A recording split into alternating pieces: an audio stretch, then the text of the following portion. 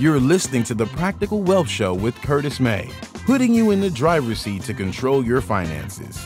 Let's start the Practical Wealth Talk about alternatives to Wall Street.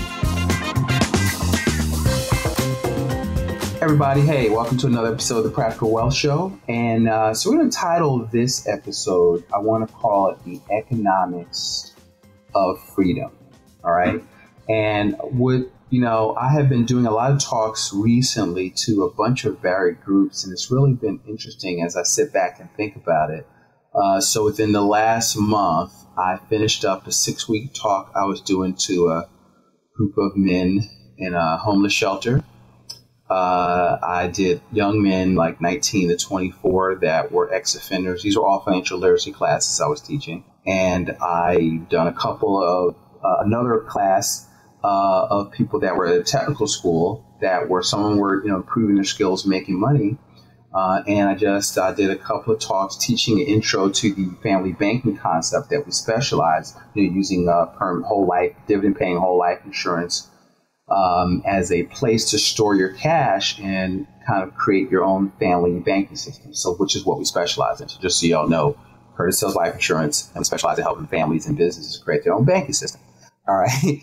And, but which I'm going to show you should be the center of all your planning. But it was interesting because there's so many misconceptions. I find that really my first, hours, months, year is really helping people with their thinking because I'm still improving my thinking. I was on a conference call with the author of the book last week, as a matter of fact, Nelson Nash.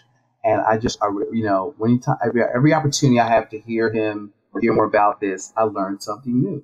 So economics really is what I'm teaching. I'm a amateur student at something called Austrian economics, which really changed the game for me in terms of my understanding of how the economy works, what drives booms and busts. And once you begin to understand that, now you can learn to, you start to learn why things happen, why things are occurring. It's not random. There's cause and effect. And once you start to understand that, you begin to learn how to, A, protect yourself and your personal economy, your family, and B, start some trends that you can position yourself in front of. So, Jim Rohn used to say economics is major. And, you heard on the show, Jeffrey Reeves, from, we call it Eurekonomics, which is the basic root of the word Eureka, which means I found it. And I keep butchering it every time I pronounce it. Economos, which is the root of economics, and it just basically means house manager. So, people want you to think that, and all these economists at the Fed, economics is some science. But if you study a little bit about Mises, it's about human action.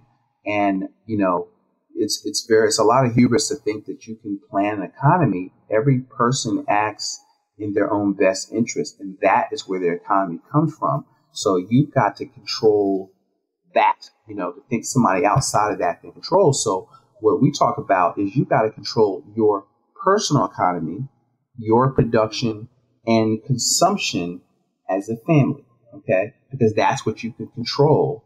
You can control, one, most wealth is lost by how people manage cash flow. Or don't manage cash flow, really, right? And then the rest of it's lost by wealth transfers that are set up by entities, governments, Wall Street that create the situations, control the outcomes, so that they profit from you playing the money games. They teach you just enough to play, but not how to win. And so it's hard to win a game you don't know the rules. And so the goal of this show, the show meaning the podcast in general, is to educate you to the game and how to, one family at a time, take control of your life, of your finances, of your personal economy. And so I would argue that, I want to define a couple things, right? So we talk about freedom, let's define freedom. See, because everybody talks about it, and are you free? So I want to define three things that, as I study economics: freedom, liberty, and responsibility. Because everybody wants freedom, but nobody wants responsibility, right? And so freedom is the power to act, speak, or think as one wants without hindrance or restraint, right? And I think that, if you're not politically correct and if you don't go along with the party line, you're not free to speak definitely what you think without hindrance or restraint, because you definitely need to restrain yourself.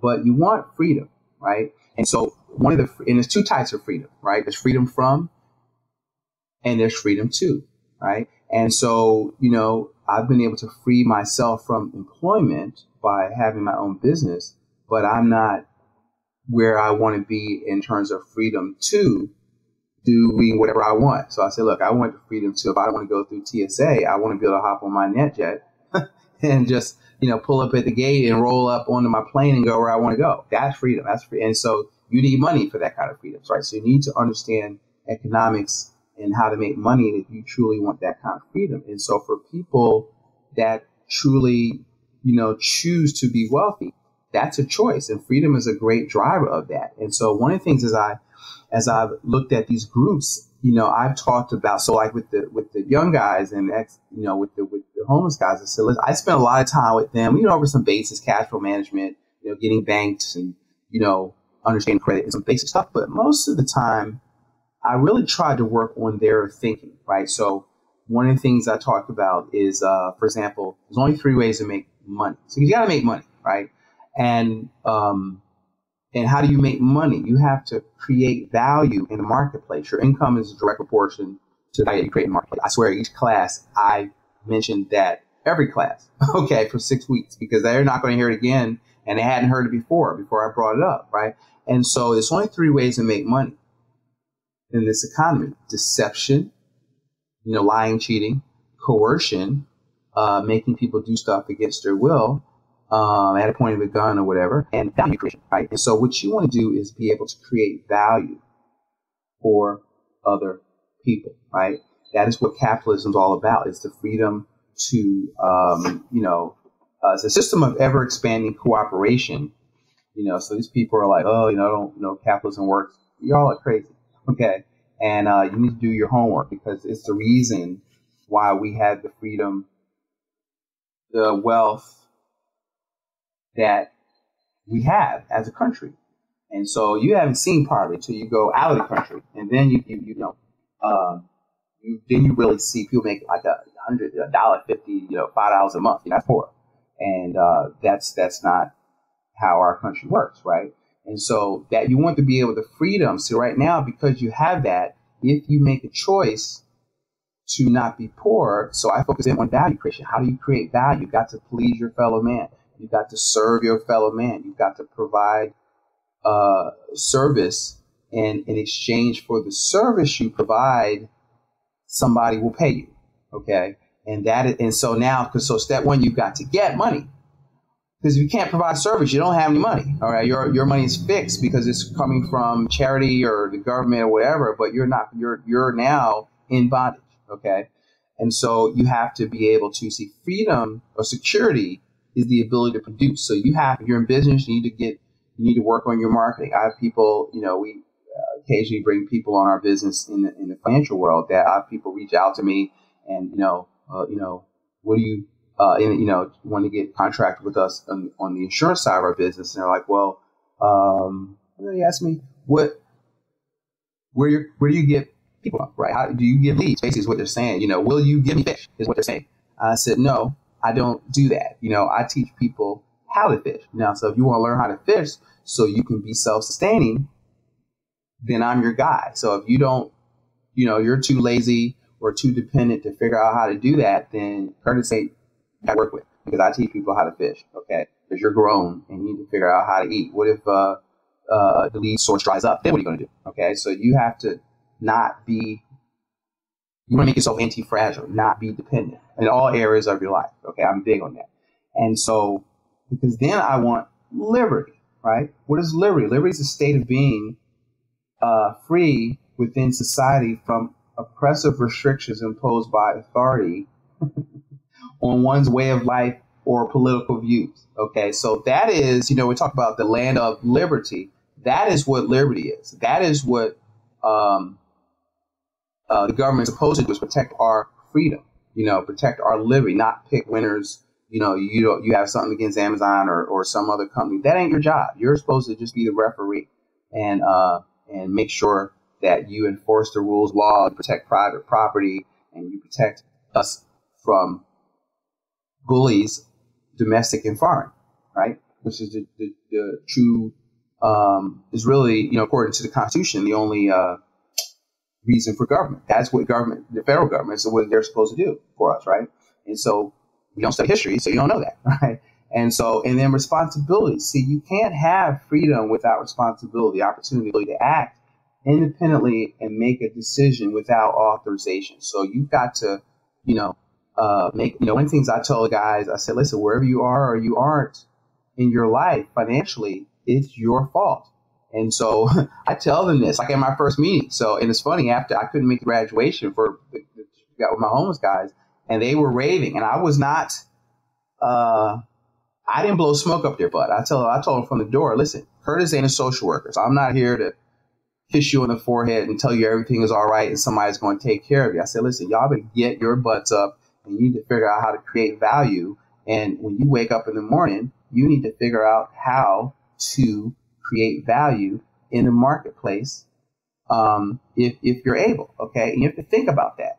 And I wake up scared to death. Like, my butt is burning. I've got to figure out how to get stuff done. Okay, and so you've got to have that core, where you're looking for some institution to come save you. You gotta save yourself, right? And so one household at a time, if you begin to adopt that,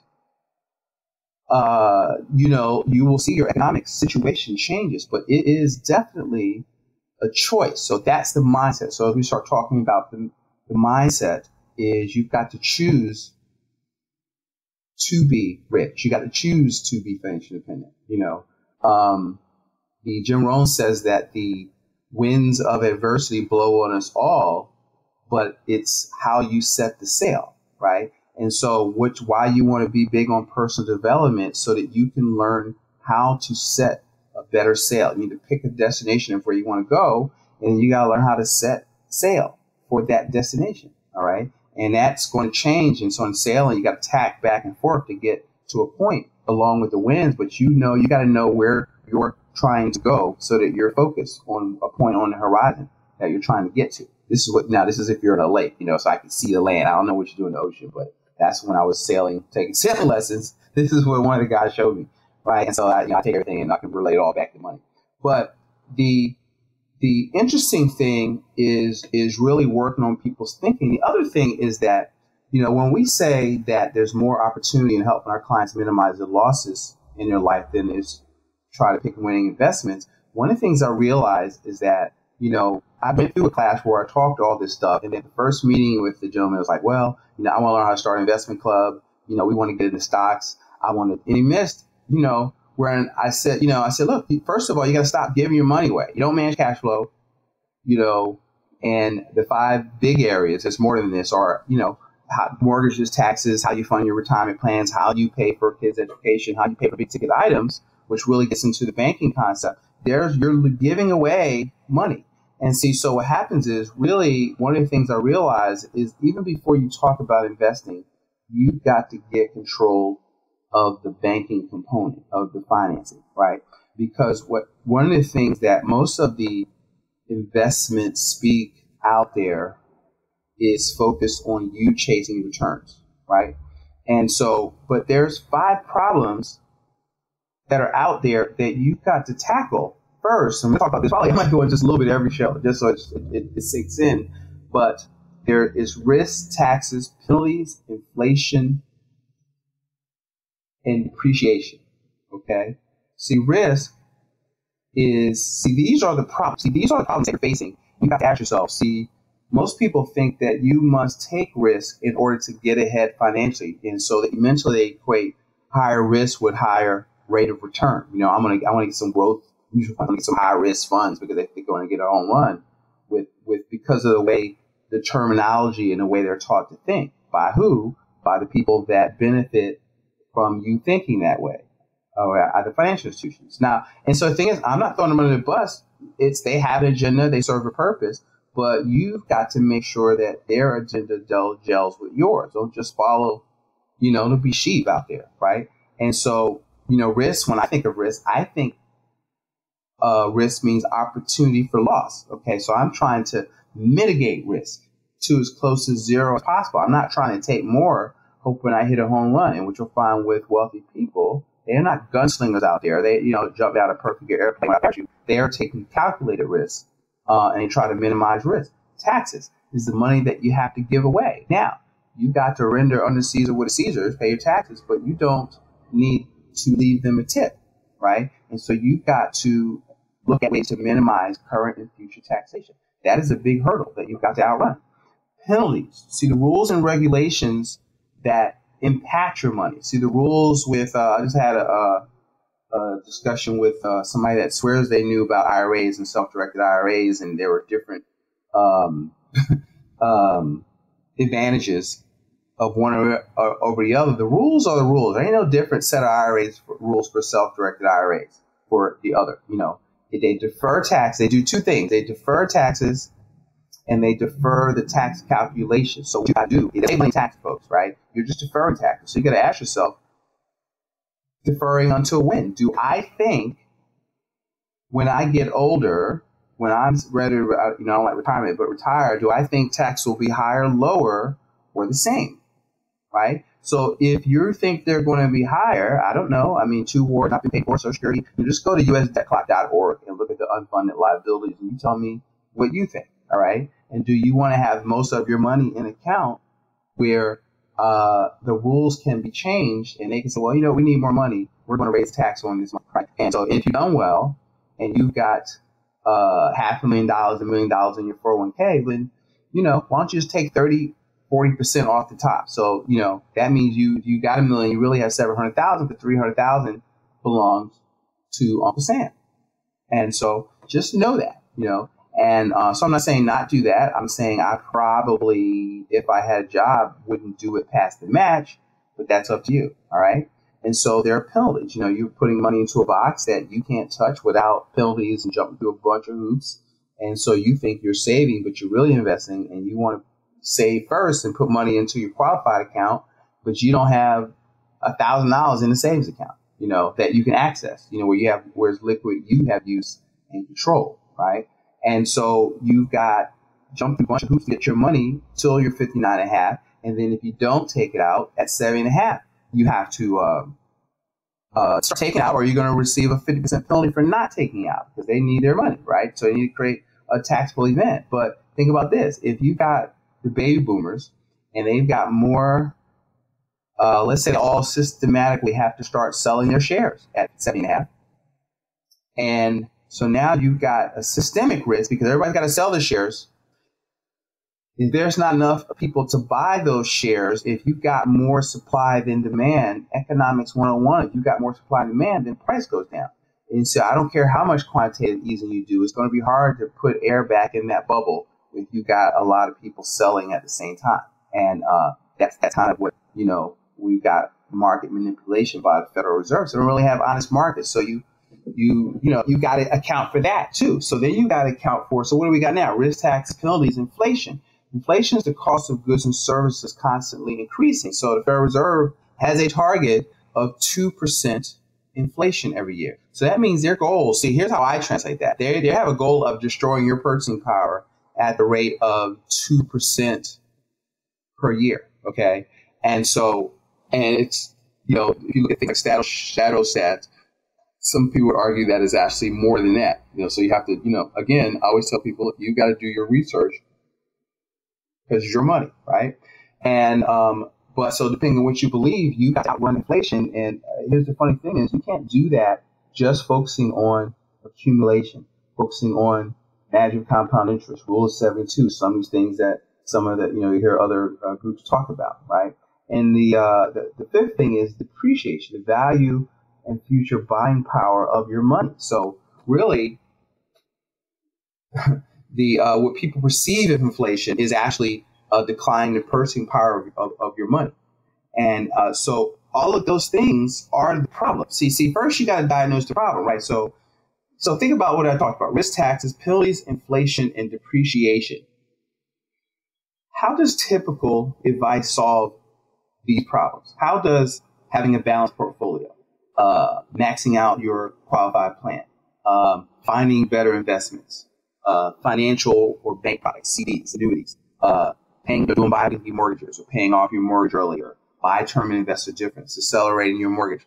How do those strategies help you solve those 5 problems I just talked about: risk, taxes, penalties, and inflation? And see, so what happens is some of those strategies actually exacerbate the problem, right? But see, you've got to be aware of the problem. And see, so it's not a product solution. Although you need products, but you really have to try a new way of thinking, and you need a better process, right? And so one of the things that we found is we'll create the game. See, the bankers, right? And so what you've got to do is see, while you're trying to save, let's say you make $100,000 a year, the average savings rate today is 22.7% among all Americans, right? So that means if you're earning $100,000 on average, you're saving, you'll have $2,700 in your account to show for it after generating $100,000. Okay, so you want to try to get a higher rate of return on that? What the heck's that going to do? You have to. But 30%, 35% of every dollar you spend leaves your personal economy in the form of taxes, and about 34.5% leaves your personal economy in the form of debt.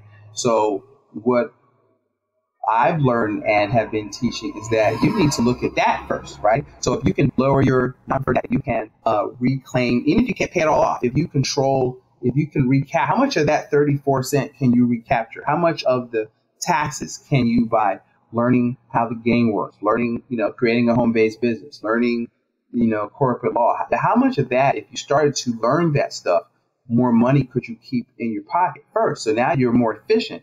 Now you can start worrying about investing, right? Once you're liquid, once you've got some cash reserve, once you educate yourself. So, I'll talk to school teachers. We're teaching, financial literacy, and they're teaching people how to read stock charts, right? And so, but if you really want financial literacy, this is from the original book, Rich Dad Poor Dad, is accounting. Rich Dad Poor Dad is a book about accounting, how to read financial statements. Okay, the numbers tell a story. Most people don't even know what the story is. I can talk to somebody for 5 minutes. I can tell you the story of their financial life, and I can talk to them in a picture on a napkin. Okay, and so because it reads like a book, I can tell you it's going to be a happy ending by your behavior, or you're going to crash and burn. You're going to run out of money. And it's quite clear. And once you learn how to diagnose that, now you can change in your behavior. So, one of the things I want to, as I conclude with this episode, is talking about building your financial IQ, right? And so I've added one. 4 of these are out of Rich Dad Poor Dad, and then we've added one that we think are important. So number 1 is accounting. Just, that which gets measured gets done. So we have to do a better job of record keeping, of managing cash flow, and just knowing our numbers. I find that most people don't know their numbers, and the numbers tell a story. And you got to know, if you're in business, you got to know what your conversions, you got to know what numbers you need to hit, you got to know what your profit thing is. If you're a consumer household, you've got to manage your scarce resources. You've got to manage a budget surplus. You can't spend more than you make. And right there, the game is won or lost right in cash flow management. Okay, and so accounting is major. Okay. 2 is investing, which is the science of making money. But let me give you the definition of investment I put out there, because I'll guarantee you what I think it is and what you think it is different. The Benjamin Graham from the Intelligent Investor says an investment operation is one in which your principal is safe. So you put in 10 grand, how much are you supposed to get back? 10 grand. That means your principal is safe, and you have a reasonable opportunity to make a profit. He says anything other than that is speculation or gambling, right? So now if you hold that, now that's Warren Buffett's venture now, Benjamin Graham. So now if you hold that definition up to what people are trained to do, are you investing, I ask you, or are you speculating? Think about that for a second, right? And so I'm not saying you shouldn't speculate. I'm not telling you what to do. You're grown, right? But should that be like 90% of your portfolio? You speculating, hoping the market goes up. I call it greater fool theory, buying at one price and you're hoping some fool is going to buy it for you when you retire. So you get a $25 a share, and you're hoping through, dollar cost averaging that when you sell it, it'll be like $50 a share. You can sell it as a profit so you can turn it into cash, because see, your portfolio is not money. Money is money, right? And so you have to sell the shares for it to become money, right? So understand that. So you have to liquidate your shares to convert it into usable money, okay, for the most part. And so that's it. So you've got to understand the science of making money. You got to understand markets, economics. That is supply and demand. That's economics. I'll tell you a great book on that is to begin to understand not that Keynesian nonsense they teach you in school, but I give this to high school students as a book called Economics in One Lesson by Henry Hazlitt. So I would, it's a lot of freedom right now. As I look at this, I record this, I'm looking at the fee.org, which is the Foundation for Economic Education. There's free books, articles, programs on this site. And so if you really want to study, economics, there's something on there, that which is seen and which is not seen. A good economist learns to see the unseen, right?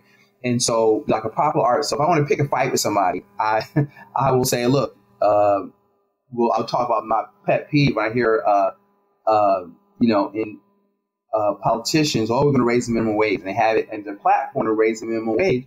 I already know I'm not voting for that person because they don't know a damn thing about economics. Right? Minimum wage, if you understand, this is economics 101, okay, it's discriminatory and it causes higher unemployment. So what I do is I'll start with kids, right, to get them to think.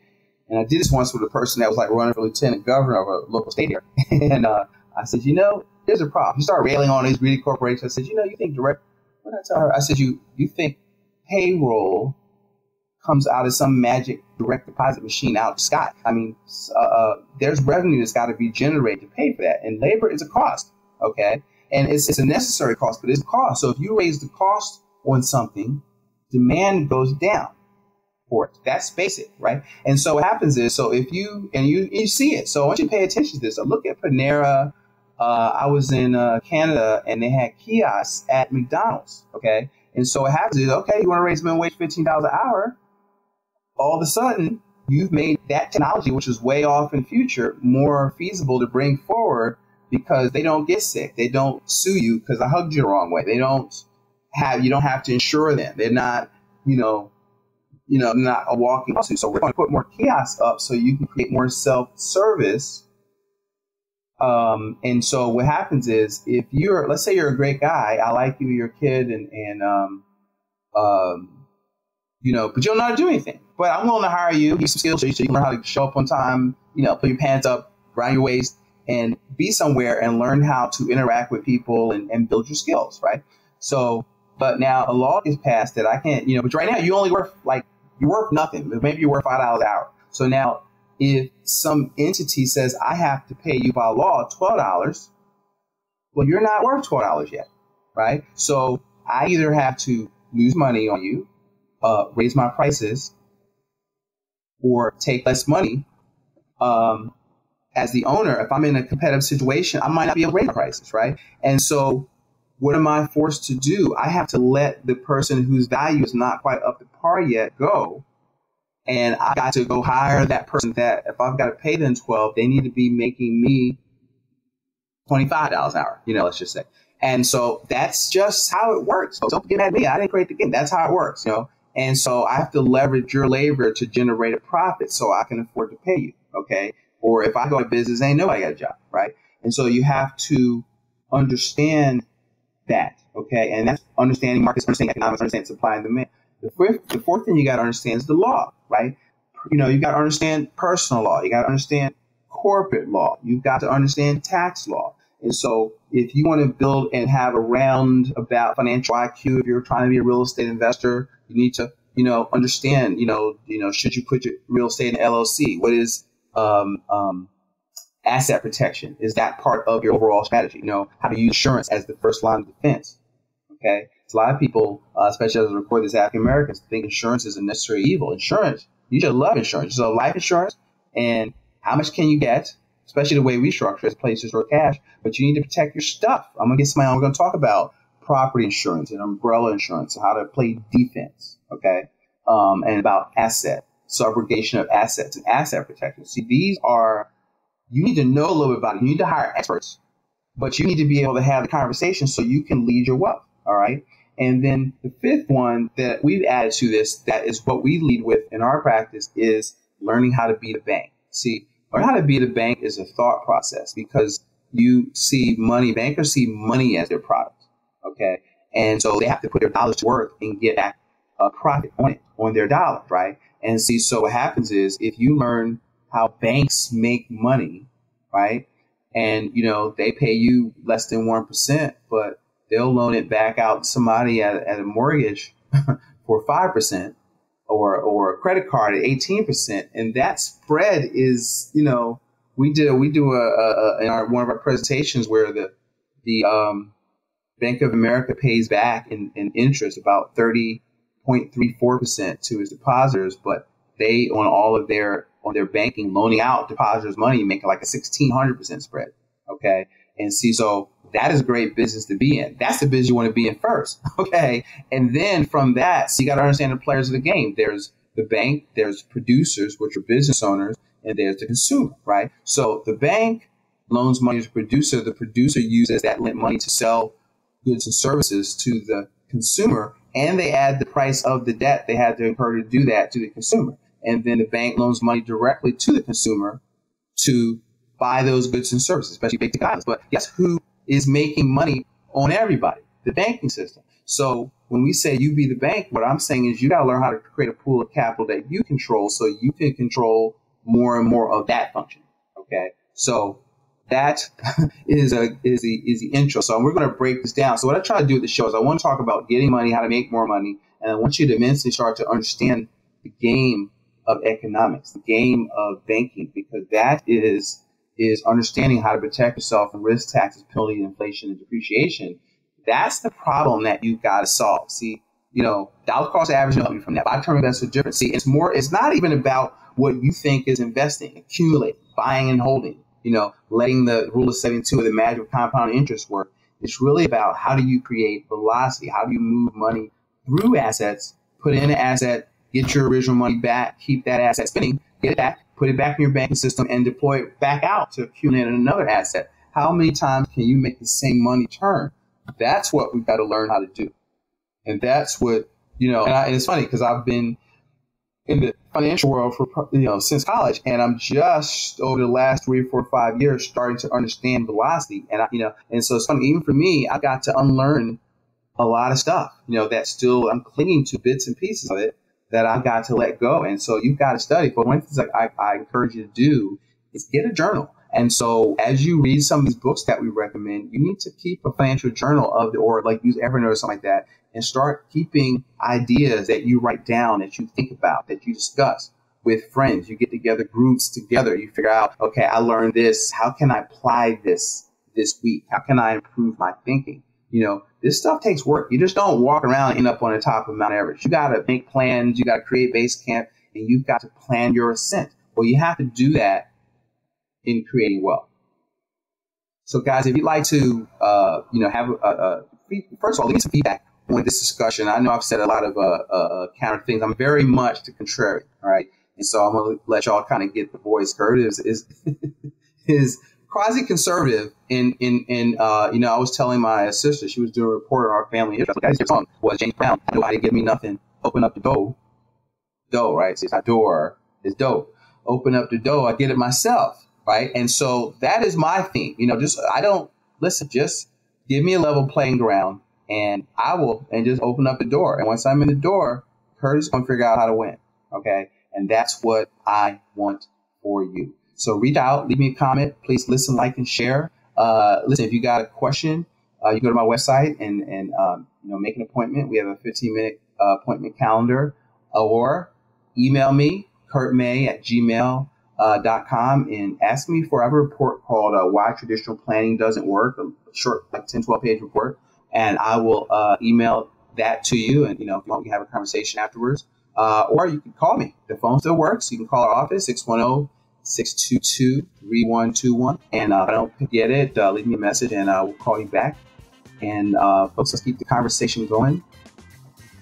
And you guys have a great day. I will see you all at top.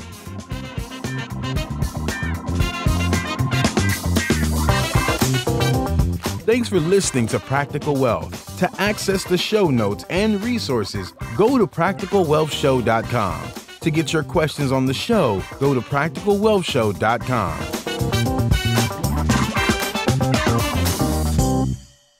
This show is for entertainment purposes only.